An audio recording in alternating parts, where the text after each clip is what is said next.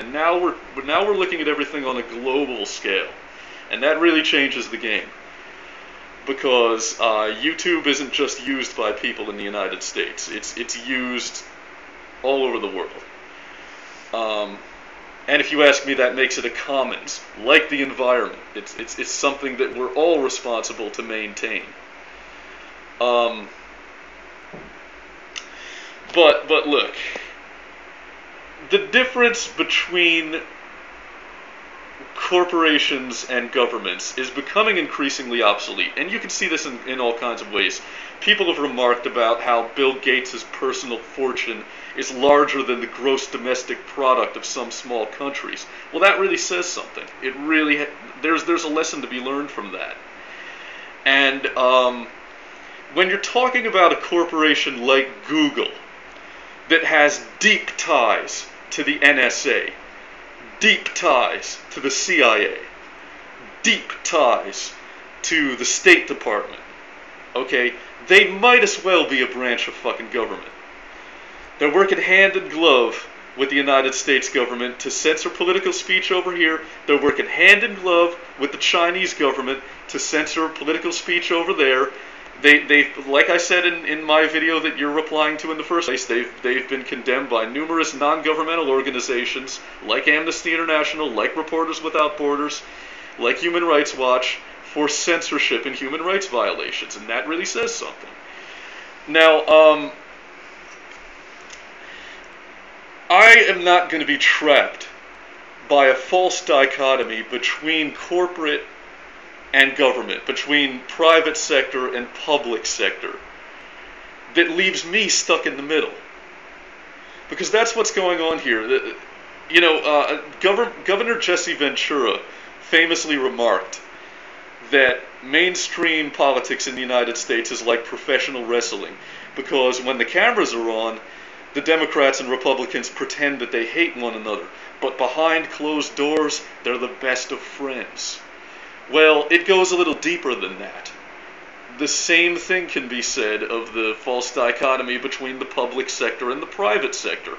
When the cameras are on, they pretend like they hate one another, but behind closed doors, they're the best of friends. And they're playing good cop, bad cop with us. Or as the British call it, Mutt and Jeff. They're having a fake fight that leaves us stuck in the middle. And it's almost like a schoolyard game of keep away between corporate America and the U.S. government with our rights. It's like the bully that grabs the hat off your head, and then the two bullies keep throwing the hat back and forth to each other, and you're running between them, trying to get your hat back. That hat is our individual liberties, our civil liberties, okay? And the two bullies are corporate America and the United States government, okay?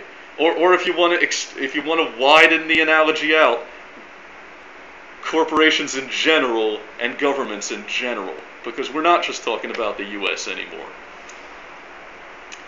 And we're caught in the middle of this. But no matter which side you pick, your rights are not going to be safe. And it's so crucial to understand this. And you know, it's definitely something George Orwell understood when he said that the wars are against the people. The wars are waged by governments against the people. You know, you can see things like this clearly in the case of the WikiLeaks. The Bradley Manning case, when Julian Assange could not get political asylum anywhere. There was no world government that was willing to defend what he did, even despite the fact that the U.S. State Department documents that he released showed wrongdoings by the U.S. against those governments, some of those very same governments that condemned what he was doing. And you'd say, well, if they got to get a peek into what the State Department was plotting against their government, then how come they wouldn't defend Bradley Manning's actions and defend Julian Assange of WikiLeaks? Well, the answer to that question is a very simple one. The reason they weren't willing to step up and defend that is because they realized, hey, if the U.S. government and their State Department cannot protect their secrets, then how long is it going to be before the people that I'm trying to suppress and control get a hold on my secrets? So you can see that the governments of the world are in confederacy against us. The corporations of the world, the governments of the world, they're all in confederacy against us. The global intelligence community, look at who makes it up. It's not just governments anymore. It's not just it's not just MI5 and or is it MI6, MI5? I can't remember. But the point is, it's not just the CIA and the FBI. It's not just Mossad. It's Google now. It's Verizon now. That's the global intelligence community. Okay? And we're the ones caught in the middle. We are the ones caught in the middle. And if we don't start defending our rights, we're not going to have any left. It's crucial that you understand that. Now, Russ, you said that, if you don't like the way YouTube is treating you, just go somewhere else. Just pick a different website. Well, I don't want to pick a different website, okay? Because, for one thing, I don't know how long you've been here on YouTube, but I'm grandfathered in. I'm a legacy user. I was here on YouTube building this place into what it is now before Google waltzed in with their millions of dollars and bought it out from under me, and now they're trying to kick me out. Okay? So I'm like the auto worker who's been working for years building up the company, causing them to make their profit that the shareholders benefit from. But then when my job becomes inconvenient to their bottom line, they're going to close the plant and lay me off. In other words, I work to foster their success, but then I don't get to reap the benefits of that success. It's the same old story where costs are socialized, but profits are privatized. Okay? And it's fucking ridiculous. I'm not going to have that. I'm not going to just leave. I'm not going to just start playing this shell game and chasing my freedom from one website to another. And then every time one of these websites becomes too big and gets too big for their britches, to use your terms, well, then we got to chase our freedom somewhere else and go crawl under a rock on Daily Motion. Fuck that. To quote Captain Picard, the line must be drawn here, this far and no further. Seriously, I mean, I'm not going to chase my freedom around. It's this.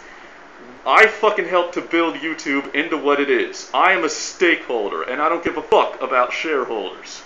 I helped to make this place what it is. I was here defining what YouTube was before Google came along and bought it. Now, you want to say that YouTube is not too big to fail. Well, it really kind of fucking is. We have an infrastructure here, a global communications infrastructure that works, and it's already done so much good. If I look out my door in the next 5 minutes and I see a bunch of NOPD cops beating up somebody, within the next 10 minutes you can bet your ass that there will be a video of that incident on YouTube, and they won't be able to lie about it when they get to court. The world got to watch as the Egyptian protests happened on YouTube. YouTube has done so much fucking good. It's the way that we hold power accountable. It's the way that we keep governments honest. It's the way that we keep corporations honest. And we need this infrastructure. It is fucking vital to global democracy. It's fucking vital to everything that we need. And we can't just let it go. We can't just hand it over and say, oh, that's their private corporation. They can do whatever the fuck they want with it. It's not government censoring you. It's corporation censoring you. Well, if you examine the thing in itself, a corporation really is no different from a government. It's a large, highly organized in-group that's highly funded. They're primarily concerned with maintenance of themselves. In other words, it wants to keep itself going at the expense of everybody else. Fuck everybody else. Fuck your free speech. It's the collective free speech of Citizens United that matters. Fuck your free speech. It's the collected free speech of Google, YouTube that matters. Well, I don't buy that. I'm never going to start looking at the world that way. You know, I consider that we're moving into an era where national sovereignty is going to be increasingly meaningless, where the difference between government power and corporate power, if there ever was one to begin with, is also going to become increasingly meaningless, and where the citizens of the world, the most vast silent majority that there is, are going to start to come together and figure out these guys are all in confederacy against our individual rights. They're all in confederacy against our individual freedoms, and that means that we all need to be in confederacy against them. So, that's my fiery rhetoric for today, and if you, by the way, Russ, thanks for the video. I'm glad you recorded that one for me. This has been The Smooth Terrorist, and if you enjoyed this video, then download it, re-upload it, mirror it, parody it, make it your own, because the corporate/government fucks at YouTube cannot censor me unless you let them. Keep it smooth.